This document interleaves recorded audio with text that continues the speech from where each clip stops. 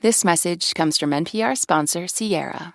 Business connections start with a conversation. Sierra is the AI platform for building better, more human customer experiences. Fast answers with no canned responses, hold music, or frustration. Visit Sierra.ai to learn more. Hello, hello. I'm Brittany Luce, and you're listening to It's Been a Minute from NPR, a show about what's going on in culture and why it doesn't happen by accident.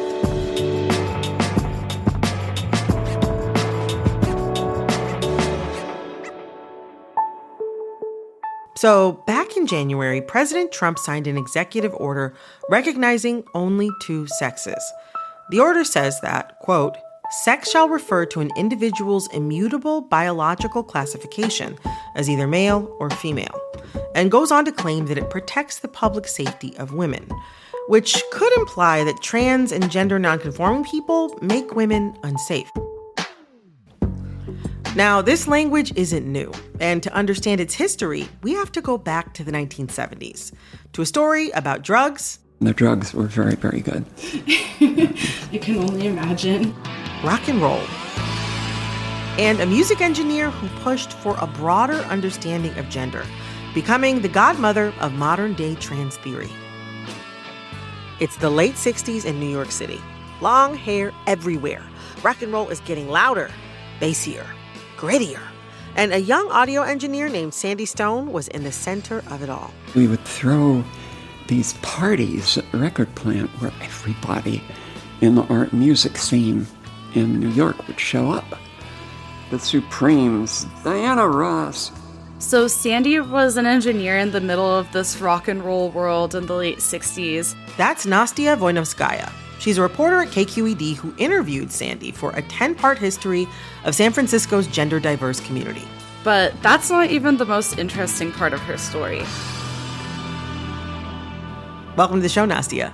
Thank you so much for having me, Brittany. It's great to be here. Okay, so tell me a little bit about Sandy's professional life. Like, what was she doing? What was the record plant? So the record plant was this hot new studio in Manhattan, and it was kind of at the center of this countercultural rock and roll scene. It looked like a nightclub with these colorful walls, and Sandy originally gets hired there to actually repair equipment. She's a tech whiz from a really young age. And before long, they see her talent, and she's in the studio, and she starts working with the who's who of rock and roll at the time. I'm here, I'm home, this is where I belong. And Jimmy came in and listened to a couple of playbacks, and he said, wow, kid, you're really good. And eventually he came out and said, you want to work with me? I, of course, went, yeah, sure. And just for the record, that Jimmy she's talking about, that's Jimi Hendrix. Like, she's working with all these influential musicians. She's working with these living legends. Like, what did that kind of opportunity mean for her at that point in her life? She was kind of living the typical starving artist life of the time. You know, this was a really, really exciting gig, but she wasn't exactly making bank. It was an opportunity, but it was also sort of a lifeline for her. Say more about that, like a lifeline for her. Well, she was crashing in the studio and sleeping on a pile of Jimi Hendrix's capes that he kept there, believe it or not. Oh my gosh. I mean, sleeping on a cape. I mean, at least it seems like they were very soft to lay on. Yeah, I guess you could call it a cush gig, no pun intended. Okay, so what happens next in Sandy's story? Yeah, so by all accounts, you know, Sandy is living this rock and roll dream, but she doesn't really feel like she fits in this male-dominated music industry world. From a very young age, she knew intuitively that she was a girl. She would escape into her imagination to this place that she always called Girl Island, and she imagined herself as part of this tribe of fierce little girls who would swim down rivers and talk to animals, and she felt that from her early childhood, so it took her a very long time to actually figure out how to be on Girl Island in the real world. At that time, I didn't even have the language for what was going on. I mean, the word transgender didn't exist. The only transsexuals around were Christine Jorgensen. Much later would be Renee Richards. She did know that she was determined to live out her truth, so she came to San Francisco to figure that out for herself. She's working at another studio, engineering for the Grateful Dead, but she has this calling inside and she knows she has to follow it. If I don't do something about this, I'm going to wake up at the age of something like 60 and go, oh my God, I never became who I was. And so she did. So she opens a stereo repair shop in Santa Cruz. And before long, queer people start coming in and just hanging out with her. And she puts a couch in, and it becomes this community space. That's cool. Yeah, and that's when this all-woman record label called Olivia Records hears about her. They're a lesbian separatist collective, and they're looking for a woman engineer. So they come into Sandy's shop. It was a group of very strong women, each one with their own individual baggage, but all able to work together for one goal. So Sandy's transitioning. She's still pursuing music. She's met up with other queer people in the area and other women in music. Then what? So they invite her to officially become a member of the collective, and she moves down to LA to live and work with Olivia Records at their co-op. So she does tell them she's trans, and they embrace her, but word about that starts to get out in the women's music community, and some people become upset. So Olivia Records starts getting hate mail, and then they get this draft of a dissertation by this academic named Janice Raymond. Here she is giving a talk earlier this year. Today, we're told that the demands of trans activists are more important than women's rights. So Janice Raymond later became a professor of women's studies and medical ethics at UMass Amherst, and her dissertation became a book called The Transsexual Empire, published in 1979. And now with the spread of extreme gender ideology, we have to fight for safe and private spaces that we once had, everywhere from spas to prisons. And in it, she criticizes transgender identity as reinforcing gender stereotypes and colonizing feminist spaces.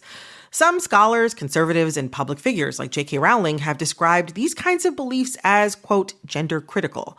And in turn, other scholars, many trans folks and intersectional feminists, have derided those beliefs as transphobic. Instead, they refer to them as trans exclusionary radical feminist ideology, or TERF ideology. I read it and, oh my God, where is she getting this stuff? Other people wrote things like, this is trash, this is garbage, where the hell is this coming from? Okay, so it sounds like the other women in Olivia Records are on Sandy's side in this whole situation at this point. Yeah, Olivia Records writes an open letter that's published in Sister Magazine where they basically say Sandy is a person, not an issue, and they affirm Sandy's commitment and contributions to the women's movement. And does Sandy write her own response? So that comes in the early 80s. So eventually Sandy leaves the collective, but she insists that it's not because she was backing down because of the haters. It was actually because Olivia Records ran out of money. She's back in Santa Cruz, and that's when she enrolls at UC Santa Cruz's History of Consciousness PhD program. And she writes a paper called The Empire Strikes Back, a post-transsexual manifesto. Trans people in any literature, which was always about us, not by us, any literature objectified the trans person, either infantilized or othered or in any other way, hoovered out all agency. You know, we had no voice. We were objects to be studied.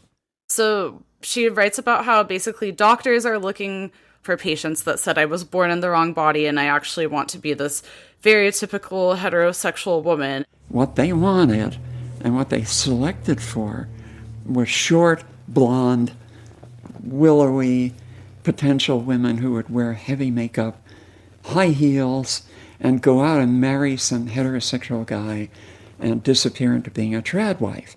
Sandy says, that is not many people's experience, and it doesn't necessarily have to be an either or that trans women have to hide or pass. They could actually embrace, this wider definition of gender that's kind of more of a spectrum. And I think many people in our generation see it that way, and we have Sandy to thank for that. So I wrote it, and I presented it. It's a conference, right? After you give a talk, people applaud politely. People stood up and were cheering. I hadn't seen anything like that or expected it. So, after the broader women's music community told Sandy that she didn't belong, Sandy said, I actually do belong. And her writing on this topic created something really inclusive and meaningful for trans people, something people are still leaning on today. Absolutely. And ironically, the same talking points they were using back in the 70s of protecting quote-unquote real women from trans women are basically what President Trump and right-wing politicians are using today to strip away not only trans rights, but also cis women's reproductive rights as well.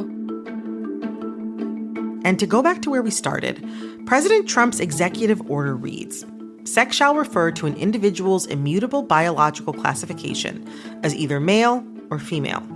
And that, of course, is in opposition to the very notion of transgender identity.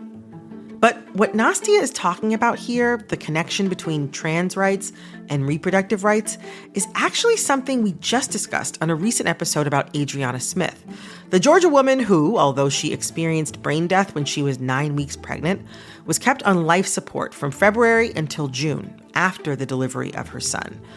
This decision was made in accordance with Georgia state anti-abortion law. The driving force behind this law is the belief that a fetus is a person. But the law went against the wishes of Smith's family. In that episode, I talked with Berkeley law professor Kiara Bridges, who connected the Adriana Smith case to the recent Supreme Court decision in U.S. v. Skermeti, which upheld Tennessee's law prohibiting certain medical treatments for transgender minors. Here's Kiara. What Skermeti means is that parents of transgender minors cannot direct the medical care of their children. The state says, we kind of know what's best for that kid. We know that you, parent, just cannot possibly be acting in the kid's best interest if you're deciding to authorize or permit your kid to get gender-affirming care. So we, the state, Tennessee knows what's best for that kid. And that's precisely what happened in Adriana Smith's case. The state said to Adriana Smith's mother, you cannot decide what happens to your child. You cannot direct your child's medical care. We, Georgia, we know what's best for the fetus. If you consider trans rights and reproductive rights as expressions of bodily autonomy that are inherently linked, you can really see the broader stakes of this conversation. Coming up, Imara Jones, journalist and founder of Trans/Media, a nonprofit covering trans issues, joins me to discuss how gender issues have become so divisive and what that means for the rights of everyday Americans. The reality is, for example, trans women are being turned into the threat, but the greatest threat to women is actually cis men. Stay with us. This message comes from Amazon. Have you ever been so sick that even the thought of standing up to go to the doctor made you even more sick? Amazon One Medical has 24/7 virtual care so you can get help while horizontal. And with Amazon Pharmacy, you can get medicine delivered fast right to your door. You just have to make it to your door. Thanks to Amazon, healthcare just got less painful. This message comes from Capital One Commercial Bank. Your business requires commercial banking solutions that prioritize your long-term success. With Capital One, get a full suite of financial products and services tailored to meet your needs today and goals for tomorrow. Learn more at CapitalOne.com/commercial. Member FDIC. This message comes from LinkedIn Ads. One of the hardest parts about B2B marketing is reaching the right audience. That's why you need LinkedIn Ads. You can target your buyers by job title, company, role, seniority, and skills. All the professionals you need to reach in one place. To get a $100 credit on your next campaign so you can try it yourself, just go to linkedin.com/results. That's linkedin.com/results. Terms and conditions apply. Only on LinkedIn Ads. This message comes from Warby Parker. Prescription eyewear that's expertly crafted and unexpectedly affordable. Glasses designed in-house from premium materials starting at just $95, including prescription lenses. Stop by a Warby Parker store near you. All right, so I'm noticing that a lot of the ideological framing around trans issues now echoes the writing of Janice Raymond from decades ago. Writing that shows gender-critical or trans-exclusionary radical feminist or TERF ideology. Basically, that trans women are not really women, that they shouldn't be allowed in women's spaces, that they reinforce gender stereotypes. So I wanted to invite journalist and founder of Trans/Media, Imara Jones, back to the show to get into it. Imara, welcome back to It's Been a Minute. Happy to be here. Great to see you again. So let's jump right in. When we're talking about hot-button gender issues in the U.S., what's the lay of the land? I think that contrary to the United Kingdom, TERFs in the United States are not mainstream, quote unquote. But that doesn't mean that TERFdom hasn't done tremendous damage in the United States. Yeah, I mean, to your point, whether it's an offhand joke on Nene's podcast, right, or a random stray thrown at trans people on the radio program, The Breakfast Club. What do you make of this most recent wave of transphobia we're seeing? Like, what sparks these upticks in transphobia as we're seeing now? A plan. I mean, this is the unfolding of a lot of intelligent brain work by people on the far right to use anti-trans politics to disrupt traditionally liberal and progressive spaces with anti-trans ideology that they know will expand fissures that undermine the people who might oppose them. And a part of this is finding ways to also have it bleed into a string of communities, including Black communities. I feel like we can't talk about the sort of current ways in which transphobia has permeated our culture, especially in America, without talking about J.K. Rowling and Dave Chappelle. The thing with them, though, that I keep thinking about is that they are both public figures, right, who are now very well known for their transphobic views. And I have to say that's a characterization which Rowling specifically rejects.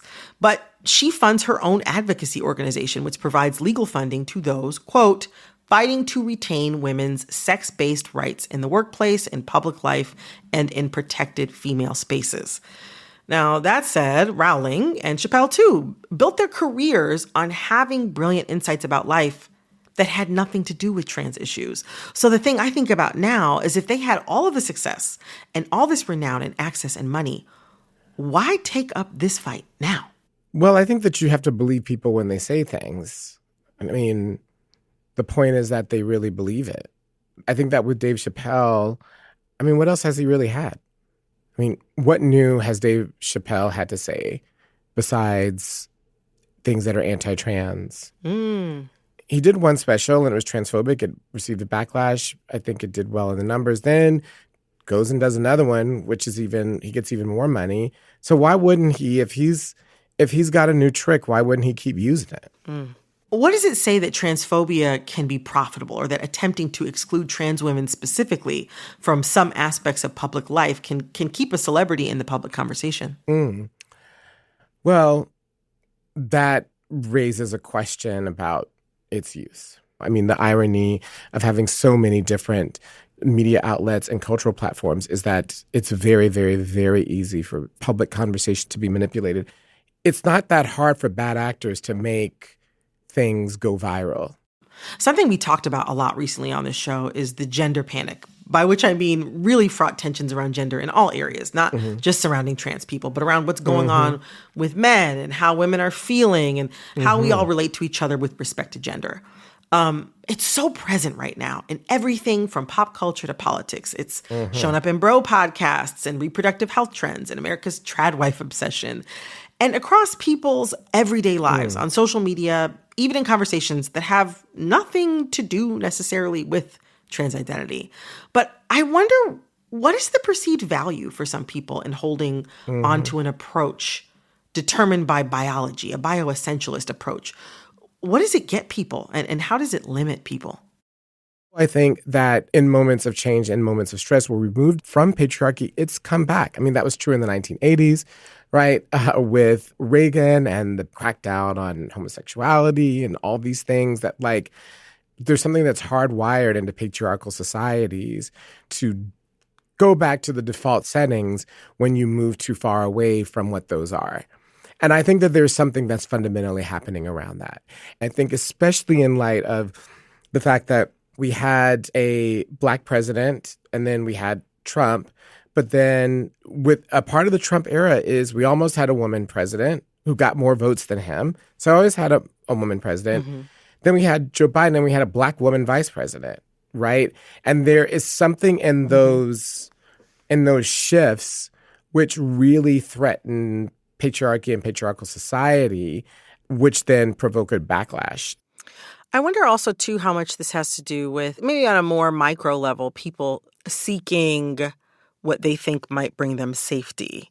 As you mentioned, if we live in a patriarchal society, where do you think people's ideas about safety come in here and what they think will keep them safe? I think that's a really key point. There are all these things that are at play. So people do feel unsafe, right? And as a part of that, what do we get taught from the very earliest age makes you safe? It's your proximity to masculine power, either as a man yourself and the way that you express that masculinity, or you are a woman in proximity to masculine power.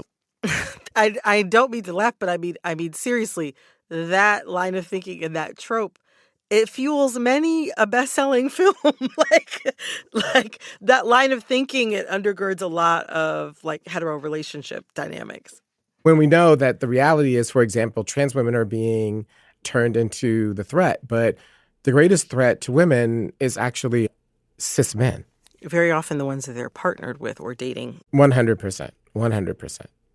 But that's not a part of the fairy tale, so we don't tell that story.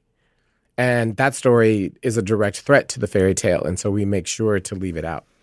You know, we're discussing a lot, unpacking myths and political theater and misdirection. For people who aren't in the growing anti-trans tent, where do they go from here? But for people who are on the outside, and there are a lot of people who are on the outside, I have to say, you got to wake up. You can't fall for this conversation. You can't fall for the conversation around trans people. Because if you fall for the essential idea that trans people don't deserve the same human rights as everybody else, then that's the game. And not falling for the ruse means engaging in conversations with people who bring up anti-trans ideas or anti-trans politics or who are trans skeptical, literally engaging them in conversation about why they have those views and where did it come from and where did they think about and do they know a trans person? Like very basic things. But I have one more question for you, Amara. We talked to a fantastic reporter from KQED who spoke with the legendary Sandy Stone. I wonder, how do you reflect on the legacy of Sandy Stone? And in what ways do you see parallels between the time that she was doing her academic work and the time that we're living through right now? So I think that it's essential, and I think that it speaks to courage. Her work and the work of so many people whose names we know and we don't know from that era up through the present is essential. And it's one of the things that gives me hope that no matter how dark this moment is, that there's a future for trans people for sure. Thank you so much. Good to see you. That was KQED reporter Nastia Voinevskaya and investigative journalist Imara Jones. And I'm going to put on my influencer hat for a second and ask you to please subscribe to this show on Spotify, Apple, or wherever you're listening. Click follow so you know the latest in culture while it's still hot. This episode of It's Been a Minute was produced by Corey Antonio Rose. This episode was edited by Nina Patak. Our supervising producer is Barton Girdwood. Our executive producer is Verilyn Williams. Our VP of programming is Yolanda Sanguini. All right, that's all for this episode of It's Been a Minute from NPR. I'm Brittany Luce. Talk soon.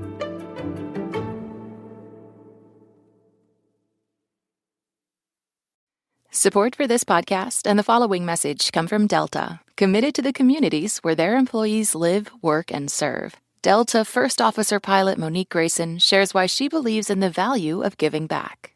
Volunteering helps because it gives you an opportunity to see a different perspective. There's so much in the world that we'll miss. But when you take a moment to spend time with somebody else, to pour into somebody else, your perspective changes. You start to see the importance of being the change you want to see in the world. It helps people reach their goals when you have someone showing that they care. And when people feel cared for, they perform differently. Their confidence changes. This person is supporting me. And then not only that, it holds them accountable too. Because if the person that's supporting you is in a position where you want to be at, let me go ahead and put my best foot forward. At least that's how I would think about it. Delta, committed to giving back for 100 years.